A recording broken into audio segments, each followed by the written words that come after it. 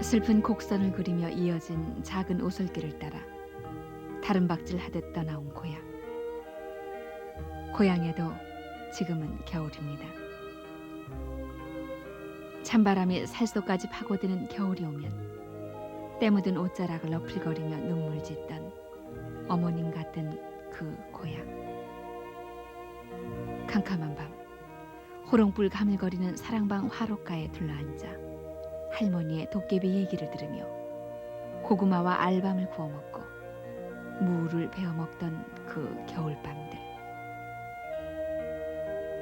무척이나 썰매를 타고 싶었던 아이들은 마을 앞 논바닥이 꽁꽁 얼어붙기만을 기다렸고, 눈 오는 날이면 신나게 눈싸움도 하고 언덕에 올라가 어설픈 대나무 스키도 탔습니다. 바람이 차고 손바닥만한 햇볕이 토단벽에 쏟아질 때면 마을 사람들은 마당에 모여 앉아 새끼도 꼬고 가만히도 짜며 겨울을 살아갔습니다. 그러나 농한기였던 그 겨울은 매운 바람만큼이나 아픈 기억들을 갖고 있습니다. 겨울은 어쩌면 1년 농사를 다 까먹고 다시 가난을 준비하는 시간인 것만 같았습니다. 원색의 지붕 위를 전기의 전화선이 달리고 텔레비전 안테나가 치솟아 있는 오늘의 고향 마을. 먼지바람 풀풀 날리던 그 마을길은 반듯한 시멘트길로 바뀌고, 콘센트 막사처럼 늘어선 비닐하우스에선 오이, 상치며 딸기, 수박 같은 값비싼 겨울 채소와 과일이 계절을 했습니다. 가난의 기억으로만, 한가로운 향수로만 남아있던 고향의 겨울은 생활의 땀내음이 물씬 풍겨나는 또 다른 변모였습니다. 그리고 그때 그 겨울, 화투장으로 허상을 쫓고 몇 사발의 막걸리에 세월을 한탄했던 그 겨울. 그러나 그나마 질화로에서 구워내는 구운 고구마 냄새와 할머니의 옛날 얘기에 취해 있던 그 고향 겨울의 황홀한 추억들은 꿈인 듯 아른거리며 사라져가고 있습니다. 그때 우리들의 고향 겨울이 생각나십니까?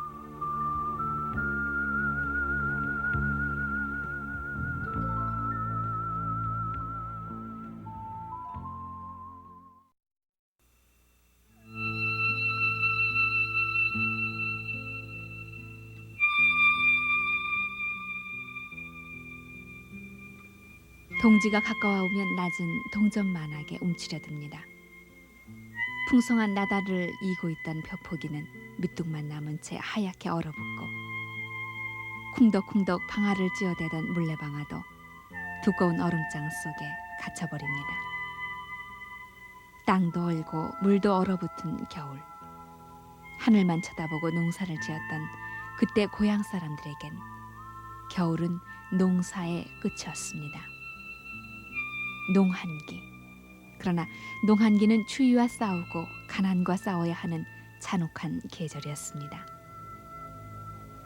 겨울이 닥치면 먼저 온 식구들이 겨우내 먹을 김장을 장만해야 했습니다.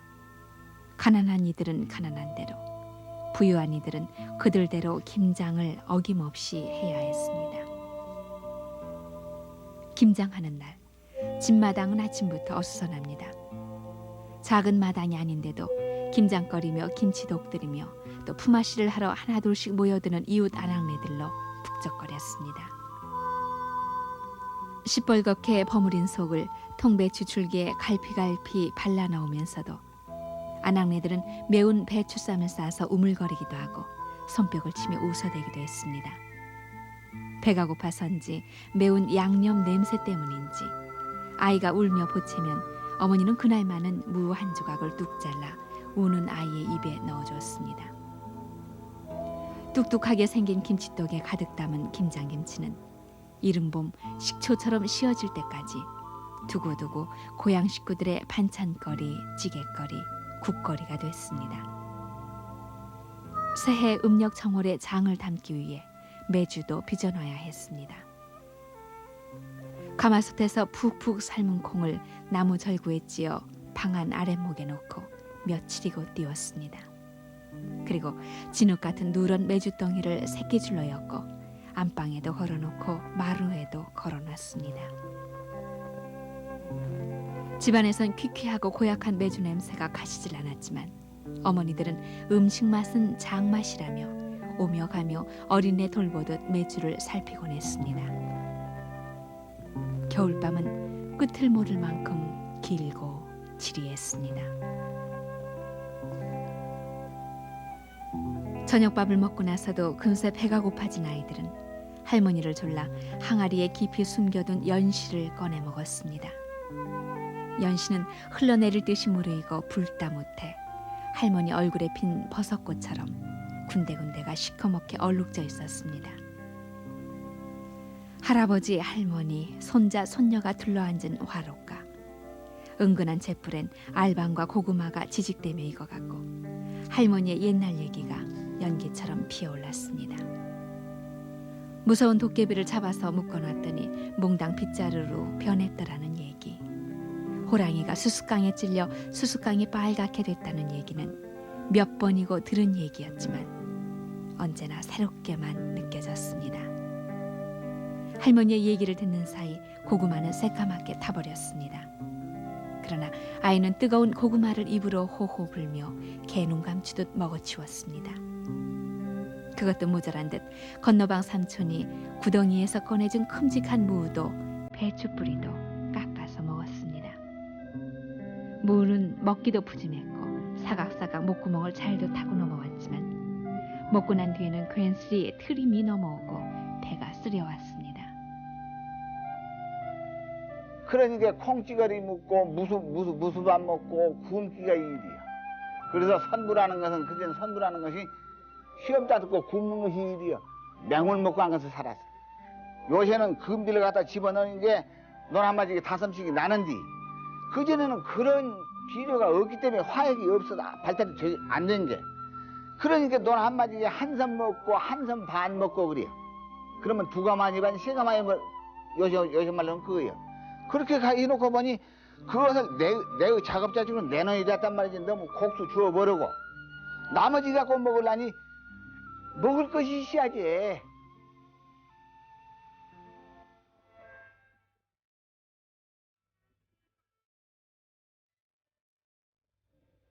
아이들은 눈이 쏟아지는 날에도 먹는 타령을 늘어놨습니다. 저 눈가루가 쌀가루면 좋겠다. 시루떡이나 해먹게. 아니야 밀가루라도 좋지. 수제비 해먹게. 눈가루에서 시작된 먹는 얘기는 끝도 없이 계속됐습니다.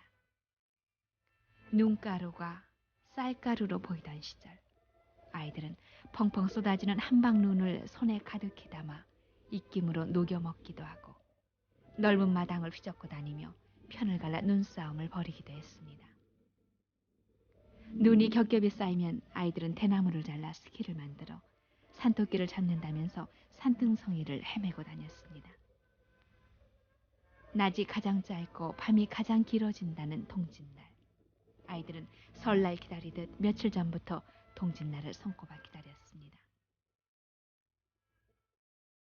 새알을 먹으면 1살 더 먹는다는 어머니의 말에 아이들은 팥죽 그릇을 숟갈로 휘휘 저으며 하얀 새알을 찾아냈습니다.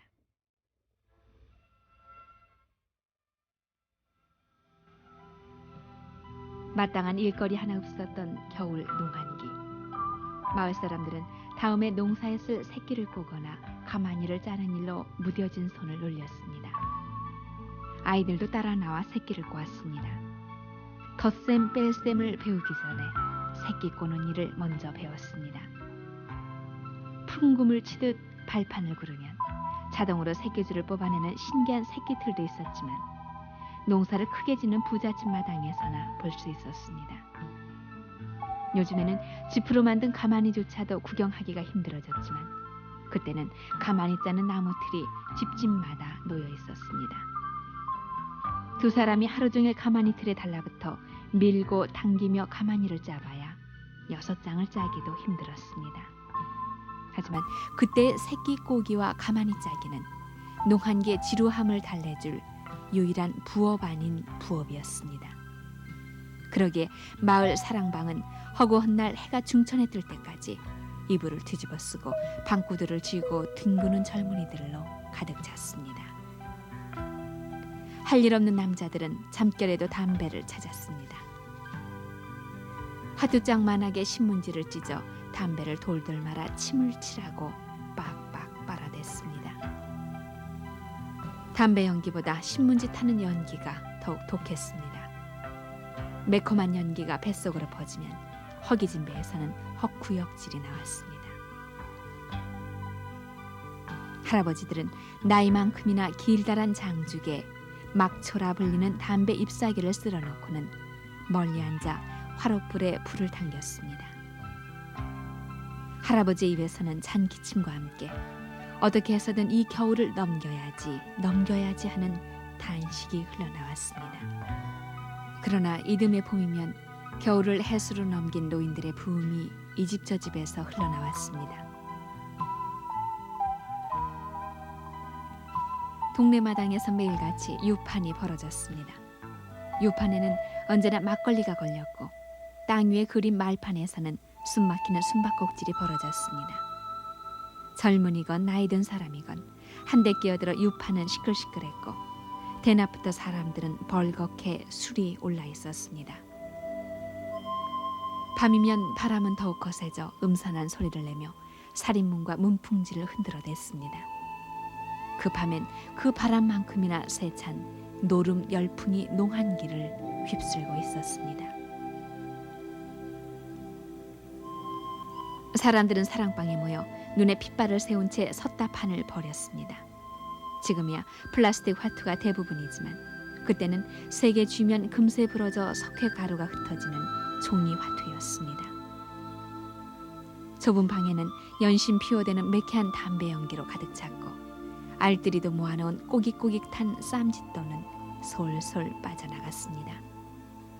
그래서 겨울이 끝날 무렵이면 노름빛의 파산한 농가가 부쩍 눈에 띄었고 다시는 노름을 하지 않겠다고 낫으로 검지손가락을 잘라버린 남정네들의 모습도 어렵지 않게 보이기도 했습니다. 그 노름을 하다 보면 화투내를 하다 본다 보면 천만년 10원 내기 20원 내기 하다가 이런 내기 하다가 도배이 커집니다. 커짐으로써 결국은 이제 그 이돈 주돈 취해서 오고 지금 빚을 갚아야 하거든요. 그래서 그 돈을 갚다 본다 보면 폐가망신이 많고 말하자면 참 그 노름에 인이 베키 가지고서 결국 하게 되면 불안해서 쫓기는 적도 있고 그래요.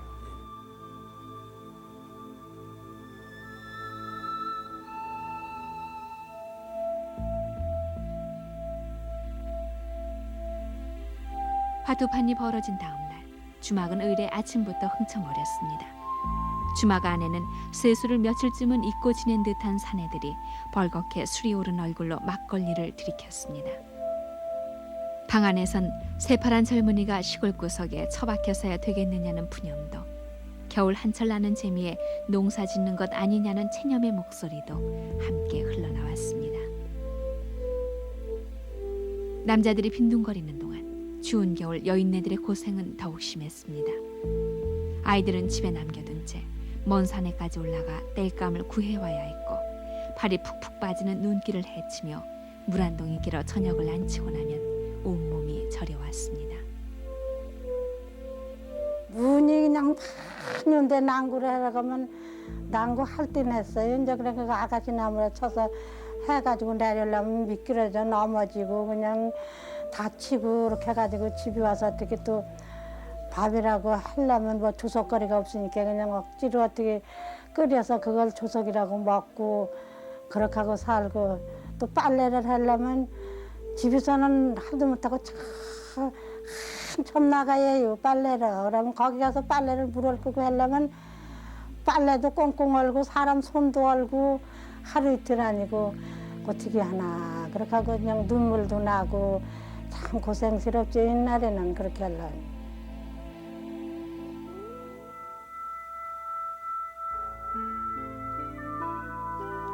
1950년대 매년 20만 호 100만 명의 농촌 인구가 양식이 떨어져 척은 목피로 연명해야 했고 5.16 이듬해인 1962년 겨울에도 양식이 떨어진 채 눈 속에 갇힌 마을에 헬리콥터가 구호 양식을 실어 날랐습니다. 누렇게 부항이 뜬 마을 사람들은 구호 양식을 보고 구세주를 만난 듯 눈물을 흩뿌렸습니다. 피폐하기만 했던 농촌에도 60년대와 70년대 잘살기 운동, 새마을 운동의 새로운 바람이 불어닥쳤습니다. 도시에서 안락하게 살겠다고 고향을 떠난 농민들도 많았지만 비닐하우스다 축산이다 간의 공업 등을 통해 농촌의 살림은 조금씩 나아져갔습니다. 상전 벽해라든가 논밭은 바다로 변한 듯 은백색 비닐의 물결이 넘칠댑니다. 비닐하우스 안에는 크리스마스철에 맞춰 재배된 탐스런 딸기, 수박이며 여름철보다 3배에서 5배의 높은 값을 받고 팔려나갈 오이와 상치, 시금치, 풋고추 등이 새록새록 자라나고 있습니다. 전천후 농업. 농민들은 이젠 계절을 가림없이 어느 철에나 농사를 지어 소득을 올리고 농가 간의 공업 제품들은 외국에 수출까지 하게 됐습니다. 옛날에는 사실 사람 방에서 그 뭐 새끼나 꼬고 그 뭐 시원찮았지. 시방은 이거 참 목장 이렇게 허랴 하우스 허랴 상당히 뭐 몇 10배 더 일해요. 그리고 옛날에 어디 뭐 쌀밥 먹고 지냈어? 나 보통도 보리밥 먹고 살았지. 시방은 쌀밥 먹고 말이야 1년 내 쌀밥이지 보리밥은 구경도 못해 시골 사람도. 뭐 사실이 그런 걸.